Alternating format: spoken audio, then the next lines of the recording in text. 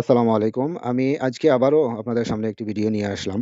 আপনারা জানেন গতকাল গোলাপগঞ্জ উপজেলার বাদেশ্বর ইউনিয়নের ৯ নং ওয়ার্ড ফতেহপুর গ্রামের আনুমানিক বিকেল ৩ ঘটিকার সময় হঠাৎ নদীর পাড়ে অবস্থিত কয়েকটি বাড়ি ধসে কুশিয়ারা নদীতে তলিয়ে যায়। এখানে যারা বসবাস করতেন তারা হচ্ছেন আবুল খায়ের এবং আব্দুল মিয়া, মুসলিম মিয়া, আবুল মিয়া, হারুন মিয়া।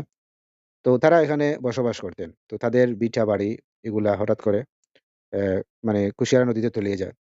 এমন ঘটনার পর আসলে মসজিদের মাইকে ঘোষণা করলেই স্থানীয় লোকজন ছুটে আসে সবাই। আশেপাশে থাকা অন্যান্য বাড়িঘরের প্রয়োজনীয় জিনিসপত্র নিরাপদ স্থানে সরিয়ে নিয়ে সহযোগিতা করেন সবাই। কিন্তু এরা গত রাত্রে অনেক কষ্টের মাধ্যমে রাত কাটিয়েছে।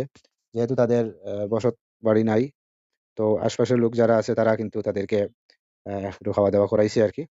তো এরপরে আবার গত রাত্রে বর্তমান সংসদ সদস্য জনাব এমরান চৌধুরী সাহেবও এখানে পরিদর্শন করে গেছেন।